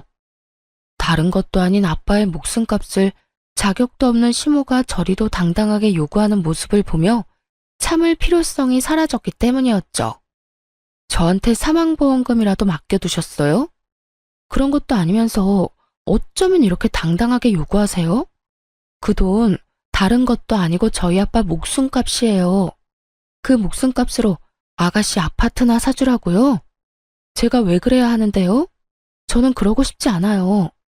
저 아가씨 좋아하는 거 맞는데 그래도 아닌 건 아니죠. 저는 절대로 해드릴 생각 없으니까 더는 이런 일로 연락하지 마세요. 너 진짜 이렇게 매정하게 굴 거야? 너 때문에 우리 혜은이 의사 집안에 시집 못 가게 되면 네가 책임질 거야? 집 못해 간다고 못 갈 시집 같으면 가지 말라고 하세요. 그리고 그렇게 해서 시집 못 가게 되면 그건 제 책임이 아니라 집 한 채 바라는 집에 시집 간다고 욕심부린 아가씨 책임이죠. 그러니까 어머님, 애먼데 책임 전가하지 말고 이럴 시간에 아가씨한테 예비 신랑이랑 이야기나 잘 나눠보라고 하세요. 너 지금 시험이 가르치니? 어디서 버르장머리 없게 시어미한테 이래라 저래라 해야? 넌 친정에서 그렇게 배웠니? 그깟 돈으로 유세 부리면서 시어미한테 이따위로 굴라고 네 엄마가 가르쳤어? 그럴 리가 있겠어요? 친정에선 이런 것까진 가르치진 않죠. 아니, 가르칠 필요가 없죠. 이런 듣도 보도 못한 요구를 할 거라고 어느 친정엄마가 생각이나 하겠어요? 뭐야? 어머님, 저희 엄마가 이런 사실 알면 저 당장 이혼하라고 할 거예요. 이 경우 없는 상황을 참고 살라고 할 엄마가 어디 있겠어요? 그러니까 저한테 더는 이런 이상한 요구하지 마세요. 전 집을 마련할 돈도 생각도 전혀 없으니까요. 그러면 저 끊을게요. 그렇게 전화를 끊고 나서도 흥분이 가라앉지 않더라고요. 어떻게 감히 아빠 사망보험금을 욕심낼 수 있는 것인지 이해도 되지 않았고요. 그렇게 한참을 씩씩거리고 있으니 어느새 퇴근을 한 남편이 집으로 들어오더라고요. 뭐야? 당신 무슨 일 있어? 화난 표정인데. 어머님, 결국 나한테까지 전화해서 아빠 사망보험금으로 아가씨 30평대 아파트 사주라고 하더라. 당신한테 이야기 듣고 어느 정도 각오하고 있었는데도 막상 직접 들으니까 너무 화가 나서 화시키고 있었어. 뭐? 그게 정말이야? 내가 그렇게 이야기했는데. 아, 진짜 어머님 왜 그러셔? 애도 아니고 무작정 우기는데 내가 진짜 열불나서. 거기에다 내가 계속 안 된다고 하니까 친정까지 들먹이더라? 제사 가지고 서운하게 하더니 이제 돈이야? 왜 그러신데 진짜. 일단 내가 미안해. 엄마가 당신한테까지 전화해서 그럴 줄은 몰랐어. 있어봐. 내가 당신 듣는 데서 확실하게 못 박을게. 남편은 노발대발 화를 내며 바로 시모에게 전화를 걸어 한바탕 쏟아내기 시작했어요. 엄마, 진짜 왜 그래요? 내가 그러지 말랬잖아. 그 돈 엄마가 맡겨놓은 돈 아니라고 했지. 어떻게 엄마가 사돈 사망보험금을 아무렇지도 않게 내놓으라고 할 수가 있어? 그러면 어떻게 하니? 네 동생 파혼이라도 하길 바라는 거야? 엄마한테 이렇게 화낼 게 아니라 이럴 시간에 네 마누라 설득이나 시켜. 이러다 진짜 네 동생 파혼이라도 하는 날엔 이 엄만 화병 나서 못 사니까. 엄마가 화병 나기 전에 내가 화병 나게 생겼다고. 한 번만 더 이런 이야기 꺼냈다간 아무리 엄마라도 나 가만 안 있어. 당장 연이라도 끊어버릴 거라고. 그러니까 그런 줄 아시고 다신 그런 이야기 꺼내지 마세요. 너 이 녀석아, 아무리 그렇다고 한들 어떻게 이 엄마한테 연을 끊자고 해? 내가 오죽했으면 이러겠어? 지나가는 사람 붙잡고 물어봐. 열이면 열, 백이면 백. 다 엄마가 이상하다고. 엄마가 잘못했다고 할 테니까. 하여튼 난 내 뜻 확실하게 전했으니 이젠 엄마가 결정해. 계속 말도 안 되는 요구해서 아들 며느리랑 연 끊고 살아갈지 아니면 우리 보살핌 받으면서 살아갈지. 시모에게 한바탕 쏟아낸 남편은 그래도 화가 풀리지 않는지 이번엔 신우이에게 전화를 걸어 시모가 한 짓을 알려주며 한바탕 쏟아냈어요. 혜은아, 오늘 엄마가 네 언니한테 전화해서 너한테 아파트 한 채 사주라고 했다더라. 너 알고 있었어? 아, 뭐? 그게 정말이야? 아, 진짜 엄마 왜 그래? 그 이야긴 그때 끝난 이야기잖아. 그러니까 넌 진짜 그 아파트를 그렇게까지 해서 마련하고 싶어? 그런 거 아니잖아. 넌 그런 생각조차 없는 거잖아. 내가 미쳤어? 다른 돈도 아니고 언니 아빠 사망보험금으로 내가 무슨 자격이 있다고 그 돈을 욕심내? 엄마 진짜 나만 곤란해지게 왜 그래? 너라도 그렇게 생각하니 그나마 다행이네. 일단 나는 절대 안 된다고 했는데 분위기 보니까 엄마 포기 안 할 것 같아. 그러니까 네가 전화 한 통해. 당사자인 네가 전화해서 그건 절대 말도 안 되는 일이라고 똑바로 말해주란 말이야. 알겠어? 응, 알겠어. 내가 말할게. 그렇게 전화를 끊어버린 후 남편과 저는 다신 이런 불미스러운 이야기는 나올 일이 없다고 생각했어요. 신우이가 나섰을 테니 더는 시모가 집집거리지는 않을 거라고 말이죠. 하지만 이 모든 건 저희의 착각이었습니다. 저희와 같은 생각을 가지고 있다고 믿어 의심치 않던 신우이는 다른 모습을 숨기고 있었더군요. 다음날 남편이 출근할 시간에 맞춰 신우이에게 전화가 왔고 그 전화 한 통으로 신우이의 본 모습을 알게 되었어요. 언니, 오빠 출근했어요? 네, 방금 했어요. 왜요? 오빠한테 할 말 있어요? 신우이는 남편이 출근했다는 말을 듣자마자 목소리가 싹 바뀌더니 저에게 따져묻기 시작하더군요. 아니요. 그냥 오빠 있나 없나 확인한 거예요. 언니한테만 하고 싶은 말이 있어서요. 아, 그래요? 무슨 말인데요? 오빠 없으니까 편하게 이야기해요. 언니, 진짜 나 섭섭한 거 알아요? 내가 언니한테 어떻게 했는데 언니가 나한테 이럴 수가 있어요. 아가씨, 다짜고짜 이러지 말고 상황을 똑바로 설명을 해줘야죠. 앞뒤 말 다 자르고 섭섭하다고 하면 내가 무슨 말을 해요? 갑자기 짜증을 내며 섭섭하다고 하는 신우의 말에 답답함을 느낀 저는 언성을 높였고 그런 저에게 신우이는 본심을 드러내며 시모와 한치 다를 바 없는 아주 어이없는 개소리를 뱉어내기 시작했어요. 지금 몰라서 물어요? 언니가 내 신혼집 못 해준다고 그랬다면서요. 돈이 없는 것도 아니고 돈 있는 사람이 너무한 거 아니에요? 보험금도 많이 받았다고 들었는데 아파트 사주고도 남을 거 아니에요. 이게 아가씨 본심이었어요? 절대 아니라고 그렇게 발뺌하더니 결국 아가씨도 어머님이랑 같은 생각이었네요. 네, 맞아요. 내가 다 엄마 시킨 거예요. 나 아니면 엄마가 어떻게 사망보험금으로 그 큰 금액을 받았단 걸 알겠어요? 나니까 이리저리 알아보다 알아낸 거지. 하여튼 그게 중요한 게 아니라 아파트 좀 해줘요. 그냥 투자한다고 생각하고 해주면 되잖아요. 들어보니 시모가 그렇게 막무가내로 군 건 다 신우이 때문이었더군요.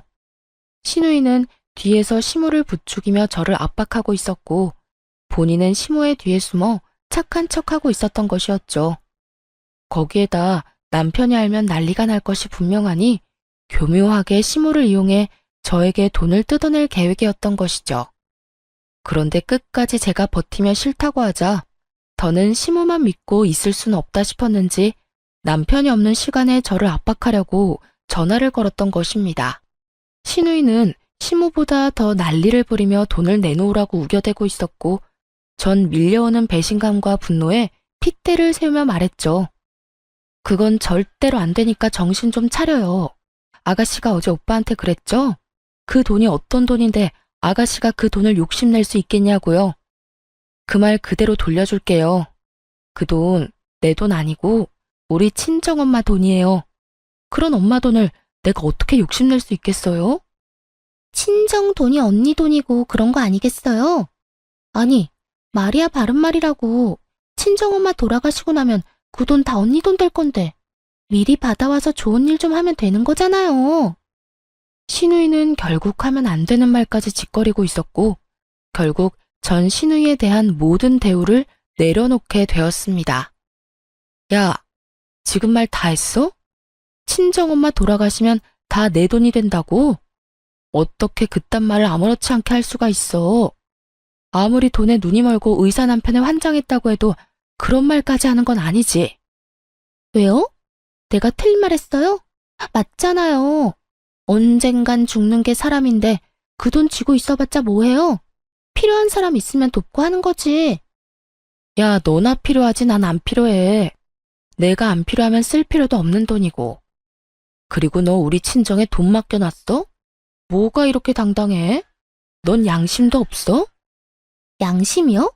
가족끼리 무슨 양심 이야기까지 나와요. 이럴 때 돕고 사는 게 가족 아닌가요? 그런 게 가족이면 난 이제 너랑 가족 안 할게. 그간에 정이 있어서 웬만하면 좋은 말로 끝내려고 했더니 도저히 안 되겠네. 다신 나한테 연락도 하지 말고 나한테 뭘 바라지도 마. 가족이라고 생각하지도 말고. 아니 언니, 그렇게 화만 내지 말고 잘 생각해보라고요. 내가 잘 되면 다 좋은 일 아니에요? 그러니까 화만 내고 있을 시간에 친정에 가서 돈 좀 받아오라고요.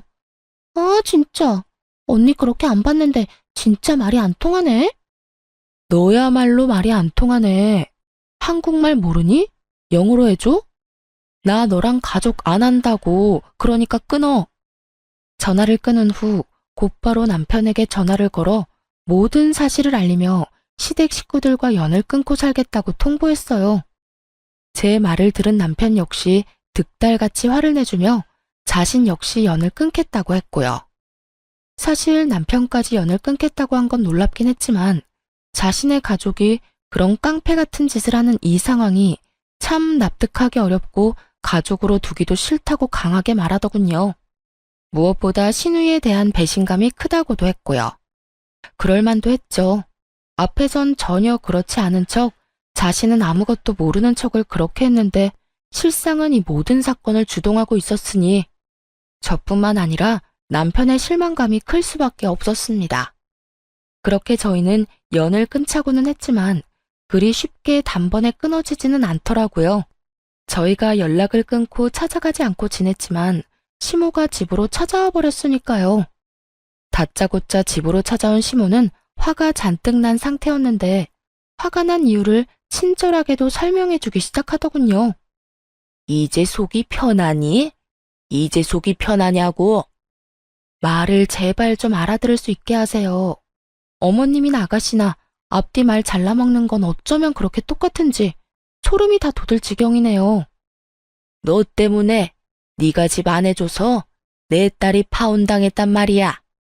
어떻게 책임질 거야? 어떻게 책임질 거냐고. 제가 왜 책임을 져요? 파혼당할 만하니까 파혼당했겠죠. 네가 지금 그게 할 말이야? 무릎 꿇고 빌어도 봐줄까 말까 한데 감히 그따위로 말을 해? 제가 왜 무릎 꿇고 빌어야 해요? 제가 뭘 잘못했는데요? 어머님이랑 연락 끊고 사는 그날 동안 제가 진짜 많이 생각해봤는데 아무리 생각해도 제가 잘못한 건 하나도 없더라고요. 그래서 전 무릎을 꿇을 생각도 없고 어머님이랑 왕래하면서 지낼 생각도 없어요. 그러니까 제발 이 집에서 나가주세요. 뭐라고? 나보고 지금 이 집에서 꺼지란 말이냐? 그까지 돈 좀 있다고 지금 나를 무시하는 게야?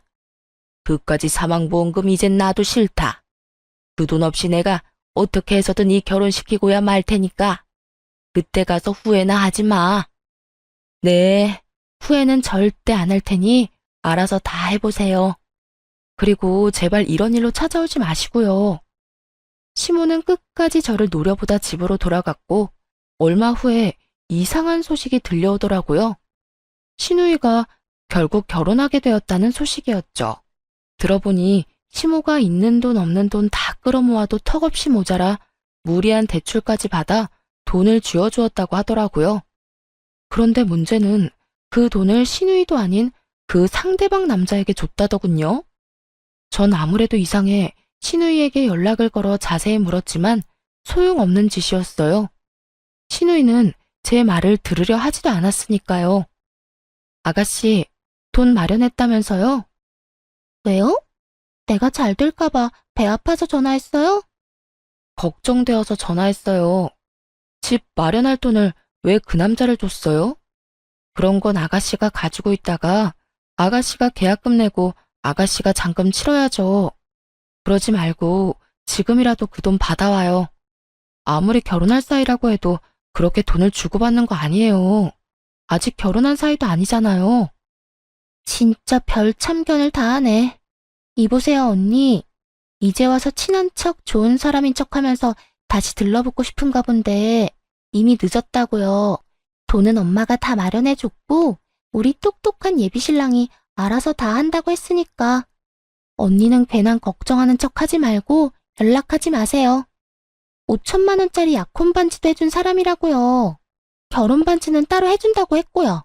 그러니까 떠난 버스에 손 흔들지 말고 언니랑 오빠는 행복하게 사세요. 살면서 힘든 일 있어도 절대 연락하지 말고요. 나 아가씨한테 뭐 바라는 것도 없고 진짜 걱정되어서 하는 말이니까 돈은 꼭 돌려받아요. 꼭 돌려받으라고요. 내가 알아서 한다니까. 나 바쁘니까 끊어요. 이렇듯 신우이는 제 말을 들으려 하지도 않고 있었고 저는 설마 하는 마음으로 그냥 내버려두기로 했어요. 저는 할 만큼 했고 저렇게 믿어 의심치 않는데 더 나서는 것도 아니라 생각했으니까요. 거기에다 이렇게 하나둘 신경 쓰다간 정말 연을 끊을 수 없을 거라 생각하기도 했고요. 그 뒤로 저는 2번 다시 그쪽으로 신경 쓰지 않고 살았고 남편 역시 마찬가지였어요. 그렇게 한 달쯤 지났을까요? 다시 시댁에서 소식이 들려오더라고요. 그건 바로 신우이의 소식이었는데 결국 결혼이 파토 났다는 소식이었어요. 알고 보니 신우이의 예비신랑은 의사를 사칭하는 사기꾼이었다고 하더군요. 앞서 말했듯이 시모는 사기꾼인 남자를 어떻게 해서든 붙잡아 보려 있는 돈 없는 돈 대출까지 끌어다 돈을 갖다 주었고 사기꾼은 그 돈을 가지고 한동안은 신우이와 결혼 준비를 하는 척하다 하루아침에 사라져버렸다고 하더군요. 신우이가 그렇게 자랑하던 반지 역시 큐빅 반지였고 그 모든 것이 사기였던 것이었죠. 시모는 대출이자를 감당하지 못해 집을 팔았고 신우이도 반쯤 정신이 나가버려 시모가 새로 얻은 단칸방에서 술에 미쳐 살고 있다고 하더군요. 이 모든 소식을 작은 아버님께 들은 남편이 씁쓸한 표정을 지으며 이렇게 말하더군요. 어쩌겠어. 다 자기 무덤 자기가 판 거지. 그러게 그 돈을 왜 사기꾼한테 다 줘버려? 당신이 그렇게까지 말렸으면 그때라도 생각이란 걸 해봤어야지. 내가 그때 좀 더 적극적으로 말렸어야 했었나 봐. 아니, 신고라도 할 걸. 아니다. 사람이라도 붙여볼 걸 그랬어. 됐어, 자책하지 마. 당신은 할 만큼 했어. 그러니까 그런 생각으로 당신 괴롭히지 마. 그래도 어쩔 수 없이 마음이 안 좋네. 나도 속은 쓰리지만 어쩌겠어. 너무 애지중지 키워서 세상 무서운 줄 몰랐는데 이참에 배우는 게 있겠지. 혜은이도 다 큰 성인이고 어른인데 어른답게 잘 이겨낼 거라 생각해. 그러니까 당신도 마음 쓰지 마. 남편이 이렇게 말을 해줘도 한동안은 마음이 편치만은 않았어요. 하지만 저는 최선을 다해 말렸고 그런 저를 무시했던 건 신우이였으니 저는 남편의 말대로 할 만큼 했다고 생각하기로 했습니다. 그 뒤로 거짓골을 한 시모가 집으로 한번 찾아왔는데요. 쫄딱 망한 자신을 구제해달라며 이 집에서 살고 싶다, 뭐 이런 부탁을 하려고 왔더라고요. 그런데 남편이 곧바로 집을 내놓고 저흰 다른 동네로 이사를 갔어요. 시모가 먼저 우리를 찾을 경우의 수를 다 끊어버린 거죠.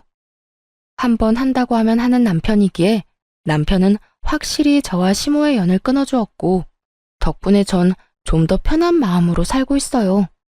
그리고 저에게 좋은 소식이 있어요. 그건 바로 임신 소식인데요. 처음 남편에게 이 사실을 알렸을 때 글쎄 남편이 울더라고요. 여보, 나 임신했어. 나 진짜 임신했다고. 그게 정말이야? 진짜야? 이거 꿈 아니지?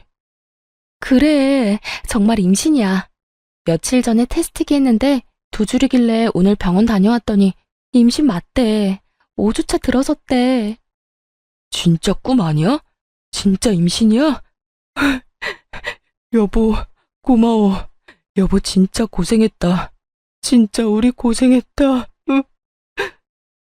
울긴 왜 울어. 기분 좋은 날에. 우리 앞으로 진짜 잘 살자. 진짜 열심히 살자. 그래, 진짜 고맙다, 고마워. 내가 앞으로 더 잘할게. 이렇듯 저희는 더 애틋하게 지내고 있어요. 늦은 나이 한 임신이라 뭐든 조심스럽고 때론 두려운 마음도 들지만 오래 기다리고 간절히 바랬던 만큼 그 누구보다 열심히 노력해서 아이와 남편과 함께 잘 살아보려고요. 남편은 오랫동안 바래왔던 승진도 하게 되어 요즘 입꼬리가 내려올 새가 없이 웃고 다니곤 하는데요. 그야말로 겹경사가 생겨 요즘 저희 집엔 행복이 가득 차 있는 상태예요. 이런 행복함을 느낄 때마다 어쩔 수 없이 시모와 시누이가 생각나곤 하는데요. 다시 왕래하고 싶다거나 연락하고 싶어서 생각나는 건 아니고 남편이 걱정되어서 생각이 나는 것 같아요. 엄연히 따지자면 저는 피 한 방울 섞이지 않은 남이지만 남편은 그렇지 않으니까요. 그래서 전 가끔 남편에게 시댁 식구들과 왕래하고 지내고 싶다면 알아서 하라는 말을 하곤 했는데요. 남편은 그때마다 이렇게 말하더라고요. 싫어. 나도 당신만큼 우리 식구들한테 정 떨어졌고 실망도 많이 했어. 그만큼 배신감도 크고 말이야. 혹시나 살면서 이 감정도 무뎌지고 다시 보고 싶어지는 날이 오면 그땐 당신한테 말할게.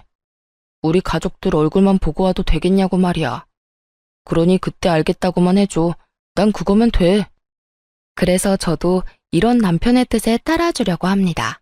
이제 떠나간 시댁을 걱정하지 말고 저희의 품에 찾아올 새로운 가족의 행복을 위해 살아가 보려고요. 그리고 그 많은 일들에도 제 옆을 지켜준 남편을 이젠 제가 지켜주려고 해요. 다들 응원해 주실 거죠? 저의 긴 사연도 끝이 났어요. 지금까지 저와 함께 해주셔서 감사합니다. 행복하세요.